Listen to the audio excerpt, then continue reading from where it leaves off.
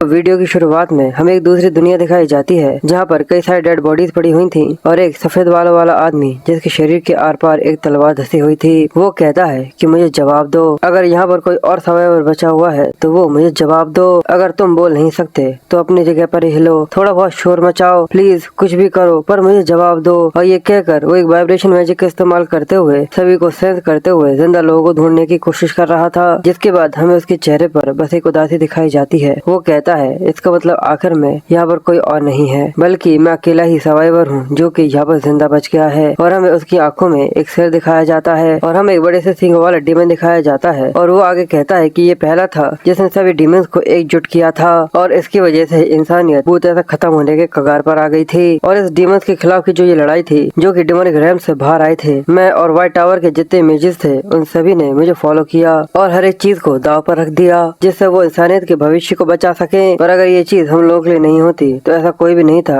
जो कि आगे आकर हम लोगों के लिए कुछ ऐसा करता। और तभी हमें सफेद बालों वाले लड़के के सामने एक लड़की को दिखाते हैं जो कि उसे वहाँ पर डेट और समय बता रही थी और वो कहती है कि मैंने हाई प्रीस्ट की डेथ को यहाँ पर कंफर्म कर लिया है। और हमारा एमसी उसका नाम लेता है जिसका नाम एडना था और वो इसके बारे में बताता है कि ये दुनिया की आखिरी ड्रैगन है और जितने भी हिस्ट्री के रिकॉर्ड्स है उन सभी को ऑब्जर्व करती है। एडना उसे कहती है कि मेज टावर के मास्टर, मेरे लिए तुम्हारे पास एक अच्छी खबर और एक बुरी खबर है। तो वो कहता है कि बुरी खबर से शुरुआत करो। तो वो कहता है कि बुरी खबर से शुरुआत करो। वो कहती है कि जैसा कि उम्मीद था डिमोनिक आर्मी ने व्हाइट टावर के ऊपर इन्वेड कर दिया था और इस सब की वजह से कई सारे मेजेस यहाँ पर मारे गए और जो मेज टावर था वो भी ज्यादातर तबाह हो चुका है और मेजेस के जितने भी रिसर्च और रिसोर्सेज थे वो भी ज्यादातर इस सब की वजह से खराब हो चुके हैं और खत्म हो चुके हैं। तो हमारा एमसी पूछता है और आखिर गुड न्यूज क्या है। वो बताती है कि जो इंपीरियल फोर्स थी वो जितना सोचा था उससे ज्यादा जल्दी यहाँ पर आ गई जिसकी वजह से वो कई सारे लोगों को यहाँ पर बचाने में कामयाब हो गए जिनके अंदर तुम्हारे डिसाइबल्स भी शामिल हैं। वो खांसते हुए कहता है कि ये तो रिलीफ की बात है। एडला कहती है कि तुम्हें तुम्हारी चॉइस पर आज पछतावा हो रहा है। तो वो कहता है कि बिल्कुल भी नहीं, वो हर एक इंसान वो इंसान था जिसको मैंने खुद से ही सेलेक्ट किया था और यहाँ पर लेकर आया था, इसलिए मैं उन लोगों के सामने ये नहीं कह सकता कि मुझे मेरी चॉइस के ऊपर पछतावा है। और एडला उसके हाथ पर लगे हुए खून को देखकर उससे कहती है कि यहाँ पर कुछ ऐसा है जो कि तुम मुझसे कहना चाहते हो। तो वो भी ये देखते हुए कहता है कि मेरे डिसाइबल्स का समय समय पर ख्याल रखना,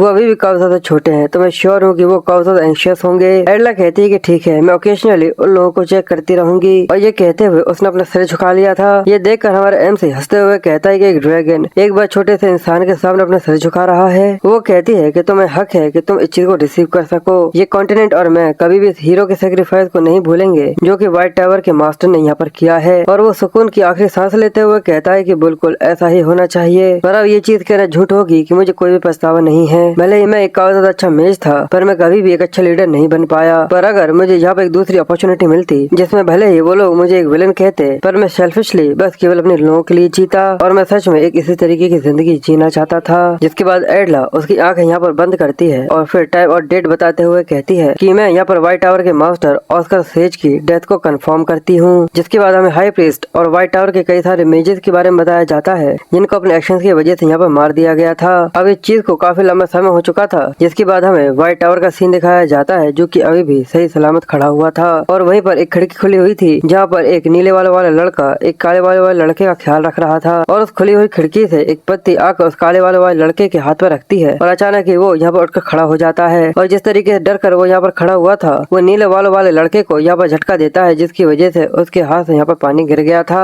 जिसकी वजह से वो उस लड़के से कहता है कि तुम्हारी वजह से मैं पूरी तरह से गीला हो गया, मैं यहाँ पर तुम्हारे टॉवल को चेंज करने के लिए आ रहा था। ये सुनकर वो थोड़ा सा कंफ्यूज था और वो नीले वाला लड़का आगे कहता है सच में ये तुम्हारे सोने की आदत काफी ज्यादा खराब है, यहाँ तक तुम जरा सा ग्रेटिट्यूड तक नहीं दिखा रहे। भले मैं यहाँ पर तुम्हें नर्सिंग कर रहा था यानी ख्याल रख रहा था। ये सुनकर वो कहता है क्या स्लीपिंग हैबिट, और वो काफी कंफ्यूज होते हुए छाती पर हाथ रख लेता है और कहता है कि मैं सो गया था, वो भी तेरा डिफेंसलेस स्टेट के अंदर। नहीं, इससे भी ज्यादा जरूरी तो ये है क्या मैं अभी तक मरा नहीं हूँ। और वो अपने दिल की धड़कन को महसूस कर रहा था और वही चीज की वजह से काफी ज्यादा शौक था। पर अभी भी वो कंफ्यूज होते हुए कहता है रुको, पर आखिर मेरा दिल ऐसा कैसे हो सकता है। मैं पूरी तरह से श्योर हूँ कि हाई प्रीस्ट ने मेरे दिल के अंदर अपनी तलवार को धसा दिया था। और वहीं वो लड़का साइड में तो हो रहे शोर को सुनकर कहता है कि हे आखिर यहाँ पर ये हो क्या रहा है। और तब एक एल्डर काफी गुस्से में दरवाजा तोड़कर वहाँ पर आ जाता है। वो उससे कहता है तो तुम उठ चुके हो। और बेचारे दरवाजे की हालत जो कि वहाँ पर पड़ा हुआ था वो काफी ज्यादा खराब थी। तो वो नीले वाला लड़का उन्हें रोकते हुए कहता है जिसका नाम परांग है, वो कहता है कि एल्डर प्लीज शांत हो जाइए, इस चीज को 5 मिनट भी नहीं हुए हैं जब इसने अपनी आंखें खोली हैं। एल्डर कहते हैं कि फ्रेंड्स जल्दी से हट जाओ, मैं कई बार इसे यहाँ पर मौका दे चुका हूँ पर अब समय आ चुका है कि मैं इस कमीने का सही तरीके से एक इंसान बना दूं। पर फ्रेंड्स उससे कहता है कि पर फिर भी अभी भी ये एक एक पेशेंट है। और ये देखकर हमारा एमसी काफी कंफ्यूज हो रहा था और वो उससे कहता है आखिर मैं अभी भी जिंदा कैसे हूँ। ये सुनकर वो एल्डर और फ्रेंड्स दोनों ही कंफ्यूज से हो गए थे। जिसके बाद वो एल्डर काफी गुस्से में कहते हैं कि हाँ बिल्कुल, क्या तुम्हें भी ये चीज काफी फैसिनेटिंग सी लग रही है कि तुम अभी भी जिंदा कैसे हो? मैंने सही कहा ना? पर हमारा एमसी कहता है कि तुम्हारे इस रूप को देखकर ऐसा लगता है कि तुम व्हाइट टावर की एक इमेज हो, तो मुझे करंट सिचुएशन के बारे में एक्सप्लेन करो और सारी डिटेल्स दो। पर ये सुनकर वो एल्डर और भी ज्यादा गुस्से में आ चुके थे क्योंकि वो यहाँ पर काफी ज्यादा इनफॉर्मल और काफी ज्यादा एरोगेंटली एक्ट कर रहा था। वो कहते हैं कि एक्सप्लेन, और फ्रेंड्स कहता है कि हे आखिर तुम्हें क्या हुआ है? और वो काफी ज्यादा गुस्से में चमकते हुए आंखों के साथ चिल्लाते हुए कहते हैं क्या मैं तुम्हें क्या समझाऊं? ऐसा लगता है कि अब तुम पूते से पागल हो चुके हो। और वो गुस्से में हाथ उठाते हुए कहते हैं लगता है कि तुम ये चीज पूते से भूल चुके हो, तुम्हें तो यहाँ पर नीचे पड़े होकर मुझसे यहाँ पर भीख मांगनी चाहिए। और उसके इस अटैक को देखते हुए वो कहता है कि ये मेरे ऊपर हमला कर रहे हैं, कि ये कोई डीवन प्लेनेट का कोई असैसिन है। इसलिए वो विंड शील्ड को एक्टिव कर देता है और बताते हैं कि अगर विंड टेंट यहाँ पर अचानक ही फॉर्म हो जाता है तो वो उसके हाथ को यहाँ पर ब्लॉक कर देगा। और ऐसा लगता है जैसे कि एल्डर के हाथ की यहाँ पर हड्डियां चिटक गई हो।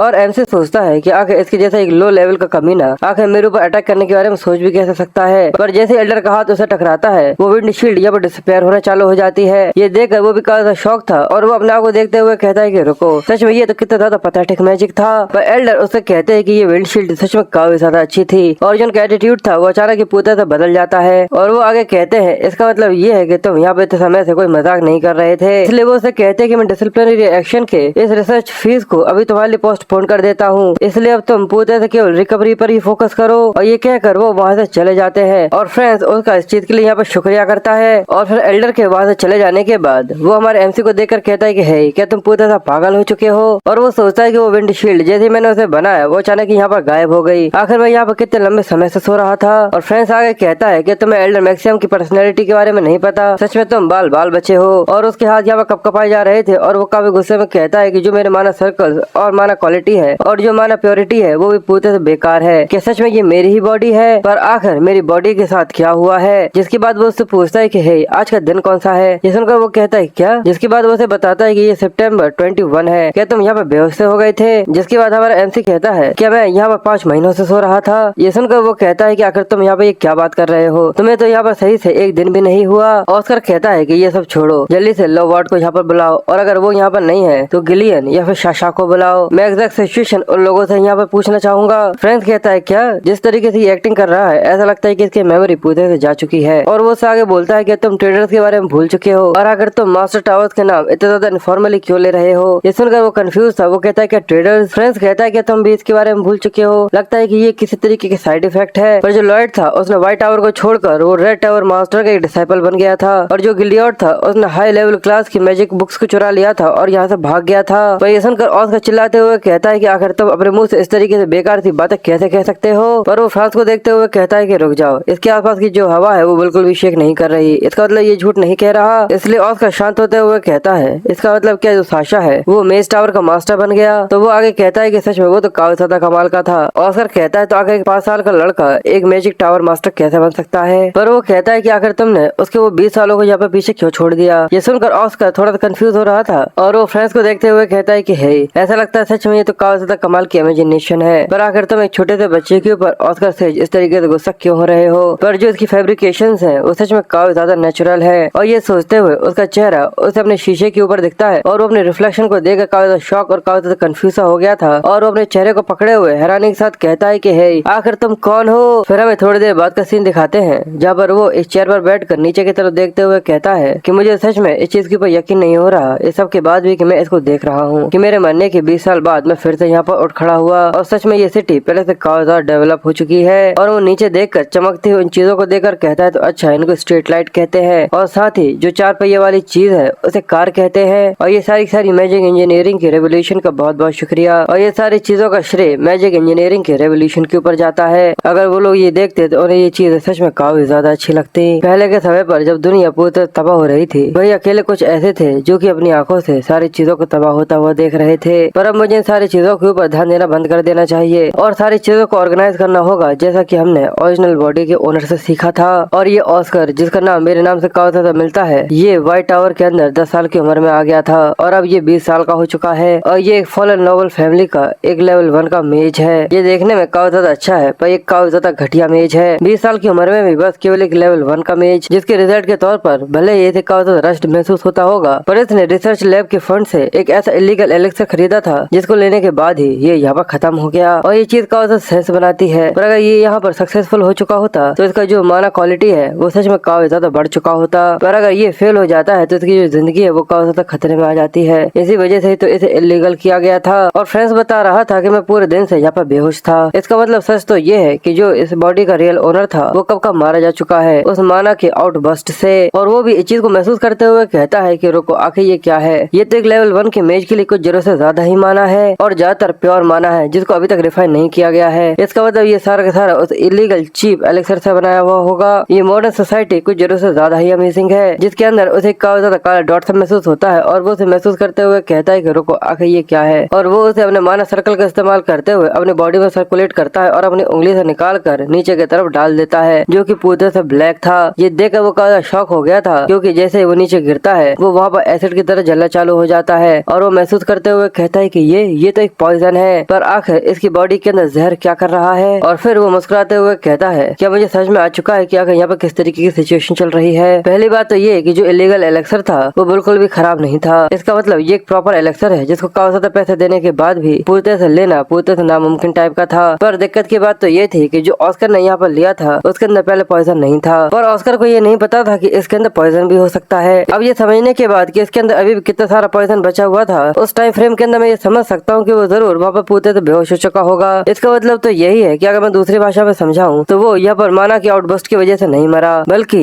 इस जहर की वजह से मरा है। और इसके अलावा जो पॉइजन का लेवल था वो कुछ जरूरत से ज्यादा ही हाई था, वो भी एक लेवल 1 की मेज को मारने के लिए इस्तेमाल किया गया। पर अगर ये मेरे लिए नहीं होता तो इसकी ट्रैक को यहाँ पर महसूस करना भी मेरे लिए काफी ज्यादा मुश्किल होता। और वो मुस्कुराते हुए आगे कहता है कि मुझे नहीं पता कि आखिर मेरे सोल के साथ ऐसा गेम कौन खेल रहा है, पर अगर समझा जाए तो मुझे यहाँ पर एक दूसरी अपॉर्चुनिटी मिली है, और मैं केवल अपने मरने से पहले के बारे में ही सोच रहा हूँ। एक सेल्फिश जिंदगी जो कि बस केवल मेरे ही लोगों के लिए हो। ये चीज इतनी भी बुरी नहीं है अगर मैं यहाँ पर ये चीज शुरू करता हूँ। और ऑस्कर अपने आप से ही कहता है, यानी जो बॉडी का ओनर था उससे कहता है कि एज अ पेमेंट, क्योंकि तुमने मुझे अपने शरीर यहाँ पर दिया है, मैं जरूर तुम्हारा बदला लूंगा। जिसके बाद हमें रात में आउटस्ट्राइक का सीन दिखाया जाता है शरीन के अंदर। वहाँ पर किसी की आवाज आती है कि हे, मुझे स्टोर से एक नई खबर सुनने को मिली है। तो वहाँ पर दारू की बोतल ले हुए एक आदमी उससे कहता है कि हे, मुझसे बॉस कहा करो, आखिर कितनी बार मुझे तुम्हें ये बताना होगा। तो वो आदमी कहता है कि प्लीज मुझे माफ कर देना बॉस। तो वो कहता है तो हाँ मुझे बताओ कि आखिर क्या हुआ है। तो वो बताता है कि जो स्टोर है उसे अंदर से पूरे तबाह कर दिया है, और ये जरूर किसी मेज का काम है। ये सुनने के बाद वो अपनी बियर की बोतल को नीचे पटकते हुए कहता है आखिर ऐसा कौन कमीना था जिसने ऐसा कुछ करने की हिम्मत करी है। तो वो आदमी कहता है कि मुझे भी इसके बारे में नहीं पता, पर ऐसा लगता है कि वो उस आदमी से जिसने उसको एलेक्सर बेचा था उससे उसके बारे में पूछने की कोशिश कर रहा था। वो जरूर ऑस्कर था। ये सुनने के बाद वो आदमी जिसके चेहरे पर कट लगा हुआ था वो कहता है क्या, पर आखिर ये चीज पॉसिबल कैसे हो सकती है, क्योंकि वो ऑस्कर बस एक थ्योरी मेज है, और उसके अलावा कोई एक ऐसा इंसान जो कि मौत के काफी करीब हो उस एलेक्सर की वजह से, आखिर वो ऐसे इंसान को हरा कैसे सकता है। तो वो लड़का उससे कहता है कि अगर ऐसा हुआ कि जो मैजिक टावर है उसने इसके ऊपर इन्वेस्टिगेशन करने के बारे में सोचा होगा तो वो आदमी लंबी से सांस लेते हुए कहता है क्या तुम इसके बारे में भूल चुके हो कि आखिर ऑस्कर के साथ ये करने के बारे में हमसे किसने कहा था। वो भी व्हाइट टावर की रिंग पहने हुए था। इसका मतलब जिसने यहाँ पर ये रिक्वेस्ट करी थी वो भी एक व्हाइट टावर का मेज था। पर वहीं उन दोनों को टोकते हुए एक आवाज आती है कि आखिर वो कौन था, आखिर वो कैसा बेवकूफ हो सकता है जो कि इस तरीके की चीजों को इधर उधर करने के बारे में सोचे। ये सुनकर वो दोनों ही काफी शॉक होकर घबराते हुए पीछे की तरफ देखते और कहते कि आखिर वहाँ पर कौन है। और वो वहाँ पर खिड़की पर ऑस्कर को खड़ा हुआ देखते हैं जो कि पूरी तरह से ठीक था, और वो उसको देखकर बहुत ज्यादा हैरान हो जाते हैं। और ऑस्कर अंदर सोचता है उस बोतल पर जो लगी हुई थोड़ी बहुत सेंट थी उसको ट्रैक डाउन किया, और अब मुझे पता चला है कि यहाँ पर और भी कई सारे लोग इन्वॉल्व है जितना कि मैंने सोचा था। सच में ये तो काफी ज्यादा तकलीफ की बात है। वो आदमी काफी ज्यादा घबराते हुए कहता है कि आखिर तुमने मेरे स्टोर को तबाह कैसे किया। ऑस्कर अंदर आते हुए कहता है कि हाँ तुमने बिल्कुल सही कहा, वो मैं था।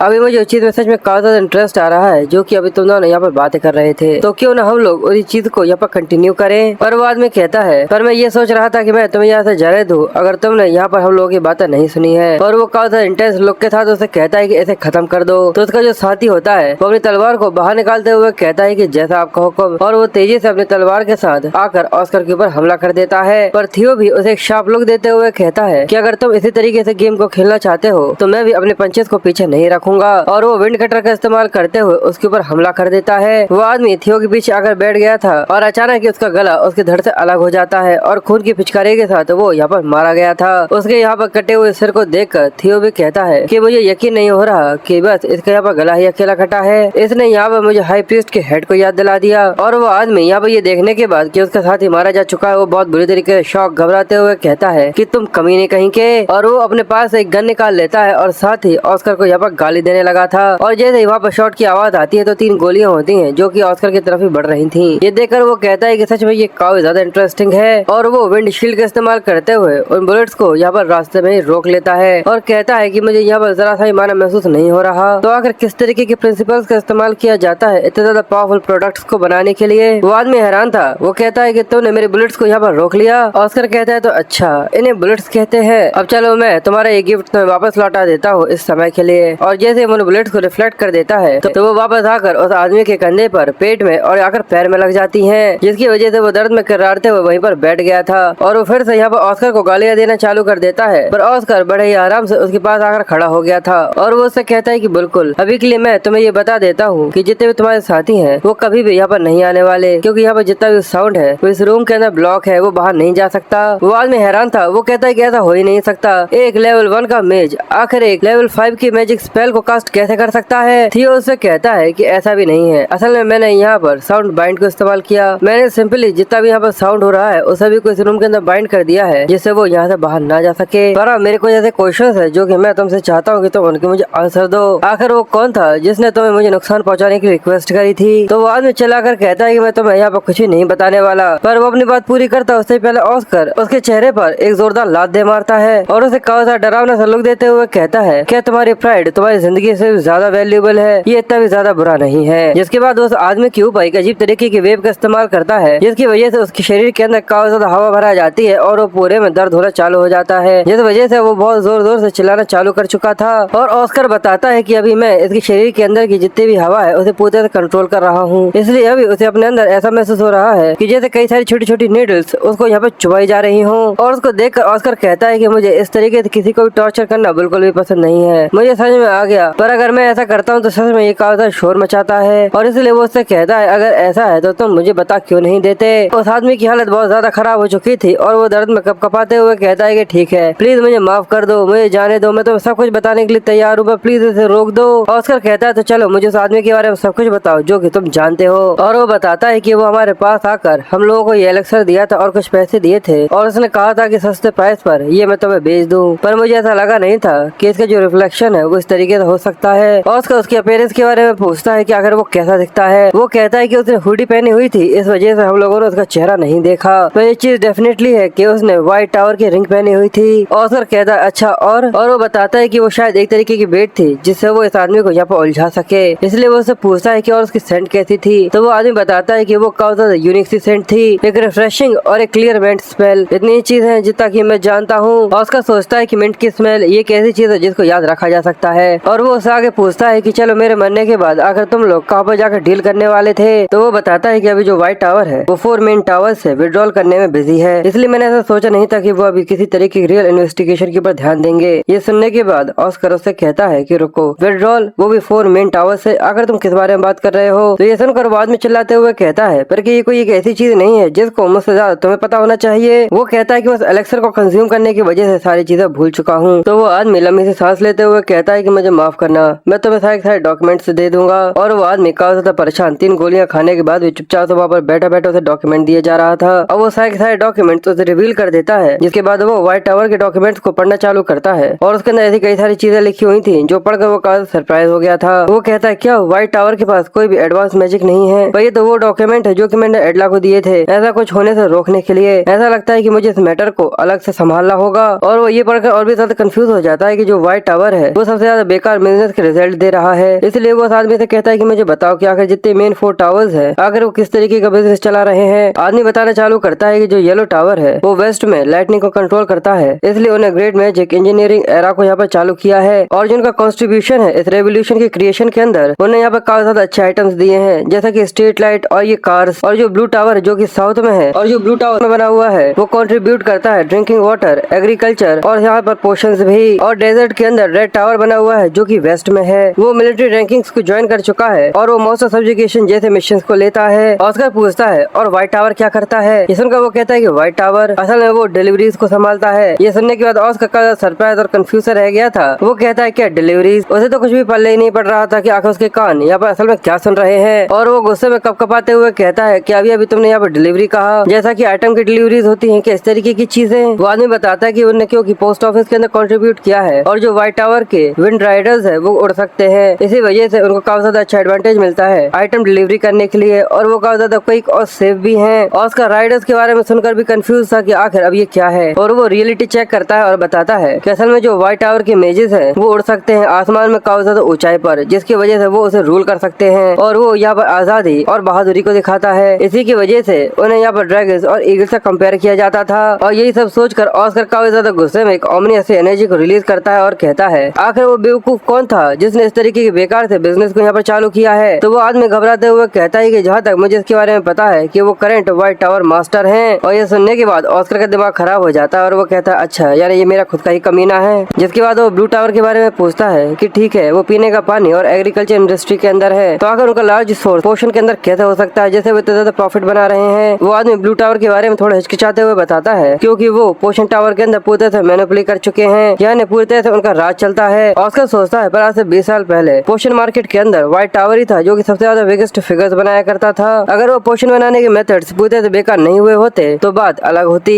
और वो आगे बताता है कि इसके अलावा जो पीने का पानी बेचते हैं और एग्रीकल्चर बिजनेस है उसके अंदर वो साफ पानी को काफी ज्यादा महंगी कीमत में बेचते हैं, और उसके अलावा वो एक्सपेरिमेंटल ड्रोन के अंदर भी बारिश को लेकर आते हैं। ऑस्कर उससे पूछता है कि आखिर लोगों को साफ पानी खरीदने की जरूरत ही क्या है। तो वो आदमी परेशान होते हुए कहता है कि हाल ही में जो अमीर लोग हैं वो इस चीज के लिए पूरी तरह पागल हो रहे हैं। ऑस्कर उससे कहता है सभी के सभी यहाँ पर किसी क्लाउन की तरह एक्ट करने लगे हैं, बस केवल कुछ पैसा कमाने के लिए। तुम सिंपली कुएं से भी पानी पी सकते हो। तो ये सुनकर वो आदमी कपकपाते हुए हंसने लगा था, और साथ ही वो सोच रहा था कि जो व्हाइट टावर है वो प्रॉफिट के मामले में किसी और मैजिक टावर के साथ कंपेयर नहीं किया जा सकता। और इसके अलावा ये चीज भी पूरी तरह सच है कि जो दूसरे मैजिक टावर्स है उनका बिजनेस भी एक अलग ही लेवल पर है। पर इस साल की जो व्हाइट नाइट फेस्टिवल होगा वो सच में काफी ज्यादा अच्छा हो सकता है कि हम लोग हमारी वर्थ दिखा सकते हैं। पर दिक्कत की बात ये है कि बस इसके लिए केवल 7 महीने ही बाकी रह गए हैं। जिसके बाद वो आदमी अब यहाँ पर कपकपाते हुए उससे कहता है कि मेरी बॉडी धीरे धीरे कर कोलैप्स हो रही है। तो वो भी ये देखकर कहता है कि ये यहाँ पर शॉक की वजह से मर रहा है, कि इसने तो सारा खून इस सब की वजह से खो दिया। पर इसने यहाँ पर मुझे काफी ज्यादा अच्छी इन्फॉर्मेशन दी है, तो लगता है कि मुझे यहाँ पर इसको बचा लेना चाहिए। पर वो वहाँ पर रखी हुई एक कॉपी को उठाकर उसके अंदर देखता है, तो ये देखकर और भी हैरान हो जाता है और कहता है क्या लोगों के ऊपर हमला, इलीगल लोन्स और दूसरों की वैल्यूएबल चीजों को हड़पना और साथ ही असेसन रिक्वेस्ट भी। और ये देखने के बाद वो वहाँ पर खड़ा होकर जाने लगता है और कहता है कि तुम सच में पूरी तरह से घटिया इंसान हो, तुम्हें यहाँ पर मर जाना चाहिए। और ये बोलकर वो खिड़की से कूदकर उस आदमी को इसी हालत में वहाँ पर छोड़कर चला जाता है। और कुछ ही देर के बाद ऑस्कर के वहाँ से चले जाने के वो वहाँ पर मारा गया था, और ऑस्कर सोचता है कि अपनी अगली जिंदगी में एक अच्छे इंसान बनना। अब ऑस्कर फिर से व्हाइट टावर के अंदर आ गया था, और जैसे ही वो अपने रूम के अंदर आता है तो वो थकते हुए कहता है कि मैं सच में काफी ज्यादा परेशान हो गया हूँ। मुझे यकीन नहीं हो रहा कि बस केवल कुछ बेसिक से स्पेल्स को इस्तेमाल करने की वजह से मैं इतना ज्यादा थक गया। आखिर इस बॉडी की दिक्कत क्या है। और वो अपने आप को देखते हुए कहता है कि मेरी करंट स्ट्रेंथ के साथ, और वो अपने आप को देखते हुए कहता है कि मेरे करंट स्टेट के साथ लगता है कि मैं उस मैजिक को यहाँ पर इस्तेमाल कर सकता हूँ। और वो यहाँ पर उस मैजिक की बात कर रहा था जो कि ऑस्कर सेज को इंसानियत का सबसे ज्यादा ग्रेटेस्ट मेज बनाता है, द विंड अचीव। और जैसे वो यहाँ पर स्पीयर को क्रिएट करता है वो डिसअपीयर हो गया था, और ये देखकर वो उदास होते हुए कहता है लगता है कि मैं अभी उसे इस्तेमाल नहीं कर सकता, लगता है कि मुझे मेरी बॉडी की करंट कंडीशन को सही तरीके से पहले समझना होगा। इसलिए वो मैजिक स्कैन के साथ अपने आप को चेक करना चालू करता है, और साथ ही वो वहाँ पर रखी हुई एक कॉपी के अंदर इस बॉडी के अंदर की जितनी भी रियल इन्फॉर्मेशन थी वो सबको पढ़ना चालू कर देता है। और वो सोचता है कि जो मेरी मेमोरी है वो काफी ज्यादा खराब हो चुकी है, पर जो फ्रेंड्स है उसने मुझे थोड़ी सी इन्फॉर्मेशन तो दी ही थी, और ये चीज मेरे लिए भी काफी ज्यादा जरूरी है कि मुझे सब कुछ जानना जरूरी है इस ऑस्कर के बारे में अगर मुझे इस बॉडी को बचाना है। जिसके बाद हमें ऑस्कर सुरेशन के बारे में बताया जाता है जो कि काउंट सुरेशन का एक हायर है, और साथ ही उसकी मेंशन में काफी ज्यादा खतरनाक आग लग जाने के बाद एक लौता बचा हुआ सर्वाइवर भी। इस जादुई दुनिया ने पहले ये पहचान लिया था कि वो सच में काफी ज्यादा बड़ा जीनियस है, और उससे जो उम्मीदें थी वो कुछ जरूरत से ज्यादा ही थी। इसी वजह से वो उसको रिक्रूट करने के लिए एक दूसरे से लड़ना चालू कर दिए थे, और वो अगले 6 सालों में एम्पायर अकेडमी मैजिक फैसिलिटी के अंदर एनरोल हो गया था, और हमेशा ही उसके फुल मार्क्स आया करते थे। और उसके एक एक्स्ट्रा ऑर्डिनरी थीसिस को पब्लिश कर देने के बाद ये चीज पूरी तरह से साबित हो चुकी थी कि वो बिना किसी शक के एक काफी ज्यादा कमाल का जीनियस है। और करंट ऑस्कर इसके बारे में सोच रहा था क्या कि इसके जैसा एक इंसान अभी भी लेवल 1 पर कैसे है, और वो आगे कहता है कि इसी वजह से तो ये चीज सच में काफी ज्यादा बुरी थी। अगर उसे माना डेफिशिएंसी सिंड्रोम नहीं होता तो उसके अंदर एक ग्रेट मेज की कैपेसिटी थी जो कि अपनी जनरेशन को रिप्रेजेंट कर सकता था। करंट ऑस्कर ये जानने के बाद कि इसको माना डेफिशिएंसी सिंड्रोम है वो काफी ज्यादा शॉक सा हो गया था, और इसलिए वो आगे कहता है कि ये चीज अगर सच है तो ये चीज काफी सेंस बनाती है कि आखिर अभी भी वो लेवल 1 पर क्यों है। पर जो उसकी मैजिक की अंडरस्टैंडिंग है वो बाकी सभी लोगों से काफी ज्यादा कमाल की है, पर वो इसको बिल्कुल भी इस्तेमाल नहीं कर सकता था, और थोड़ी देर में जो उसकी स्कैनिंग होती है वो भी पूरी हो जाती जाती है और जो उसका रिजल्ट था वो कंफर्म हो चुका था। और ये जानकर ऑस्कर सच में काफी सरप्राइज हो गया था और वो कहता है क्या इसका मतलब ये है कि इसको माना डेफिशिएंसी सिंड्रोम नहीं है, और पसीना पसीना होते हुए कहता है और ना ही किसी तरीके की इलनेस है, बल्कि किसी ने तो इसकी जो सर्कल्स है उनको सील कर रखा हुआ है। जिसके बाद हमें माना डेफिशिएंसी सिंड्रोम के बारे में बताया जाता है। जैसा कि इसका नाम सजेस्ट करता है, ये एक ऐसी बीमारी है जिसकी वजह से कोई भी इंसान मानव सर्कल से मैजिक को क्रिएट नहीं कर सकता, और एक मेज अपने मानव सर्कल्स के ऊपर 12 फिजिकल सर्कल्स होते हैं जिनको यहाँ पर इंस्टॉल कर सकता है, और कितने फिजिकल सर्किट्स वो अपने इंस्टॉल कर सकता है वो उसकी लेवल के ऊपर तय होता है। पर अगर किसी को माना डेफिशिएंसी सिंड्रोम हो तो उसका पूरा एनवायरमेंट पूरी तरह से स्टेबल नहीं हो पाता। इसी वजह से अगर तुम अपनी पूरी जिंदगी में ट्रेन करते हो पर तुम लेवल 3 को भी कभी पास नहीं कर पाओगे। पर ऑस्कर उठते हुए कहता है कि पर यहाँ पर जिसकी कंडीशन है वो काफी ज्यादा अलग है, क्योंकि जो इसकी फिजिकल सर्किट्स हैं जैसे कि किसी ने जानबूझकर ऐसा कुछ किया हो, और इसलिए वो वहाँ पर बुक्स को देखते हुए कहता है क्योंकि ये इंसान सच में एक जीनियस है, तो इसे काफी पहले ही पता चल चुका होगा कि इसको किसी भी तरीके से कोई भी माना डेफिशिएंसी सिंड्रोम नहीं है, और ये काफी ज्यादा अच्छा होगा अगर ये चीज उसने अपनी डायरी के अंदर लिखी हो। फिर हमें बताया जाता है कि फ्रांस ने बताया था कि जो ऑस्कर था वो काफी शराब पिया करता था, पर ऐसा भी तो हो सकता है कि एक ऐसा पर्सोना हो जो कि उसने जानबूझकर यहाँ पर बनाया हो। उसे इसके बारे में पता होगा कि किसी ने जानबूझकर उसके मानव सर्किट्स को यहाँ पर ब्लॉक कर रखा हुआ है, जिसके बाद वो उसकी जान के पीछे पड़ा है। इसी वजह से उसने जानबूझकर प्ले बॉय की तरह एक्ट करना चालू कर दिया था, और वो कई सारी बुक्स को चेक करते हुए कहता है कि पर अगर सच में कुछ ऐसा ही है तो मुझे ये समझने की कोशिश करनी होगी कि आखिर उसने उस इलीगल एलेक्सर को लेने की कोशिश क्यों करी, और सिचुएशन अगर ऐसी ही है तो मैं किसी के ऊपर भी सच में बिल्कुल भी यकीन नहीं कर सकता, और मुझे इन चेंज को खुद से यहाँ पर अंडू करना होगा, और अगर मैं कहूँ तो मुझे यहाँ पर बस इन गठारों को खोलना होगा, और हाँ मैं ऐसा कर सकता हूँ। और ये सोचते हुए उसका ध्यान एक बुक के ऊपर जाता है और वो पढ़ता है ये तो बेसिक मैजिक की इंटरप्रिटेशन है, और जैसे वो उस बुक के अंदर जाता है तो वो शॉक हो जाता है। वो वहाँ पर ऐसे कई सारे नोट्स पढ़ता है जिसके अंदर कई सारे सिंपल मैजिक के बारे में लिखा हुआ था कि जो कटर अटैक है वो काफी ज्यादा बोरिंग है, उसे यहाँ पर सप्लाई देकर और भी ज्यादा इम्प्रूव किया जा सकता है, और जो विंडशील्ड है वो एक डिफेंस टाइप मैजिक है पर उसके अंदर काफी ज्यादा अमाउंट को इस्तेमाल करना पड़ता है, पर उसके लिए यहाँ पर एडवांस मैजिक शील्ड को भी बनाया जा सकता है जिससे वो अटैक्स को भी यहाँ पर काफी आसानी से रोक सके। और एक गन नाम का वेपन है जिसको व्हाइट टावर अपने मैजिक का इस्तेमाल करते हुए अपने तरीके से परफेक्टली इस्तेमाल कर सकता है। ऑस्कर ये देखकर सरप्राइज होते हुए कहता है कि इसने यहाँ पर काफी ज्यादा कमाल की चीजें लिखी हुई हैं, और एडवांस विंड शील्ड के बारे में भी लिखा हुआ है जैसा कि मैं इस्तेमाल करता हूँ, और ये तो आइडिया और प्रिंसिपल से पूरी तरह से अलग है जो कि सिंपली डिफेंस मैजिक को इस्तेमाल करने के लिए किया जाता है। और इसके अलावा यहाँ पर और भी कई सारे नोट्स लिखे हुए हैं उन बेस्ट आइडियाज के जिससे वो सिंपल सिचुएशंस के अंदर को इस्तेमाल कर सकता है, और इस सब के अलावा यहाँ पर और भी कई सारे बेसिक मैजिक्स हैं जो कि उसने खुद क्रिएट किए थे, और वो सोचता है कि भले ही वो खुद से यहाँ पर मैजिक को इस्तेमाल नहीं कर सकता पर उसने अपने दिमाग के अंदर सभी एक्सपेरिमेंट को पहले इस्तेमाल कर परफॉर्म कर देख लिया था।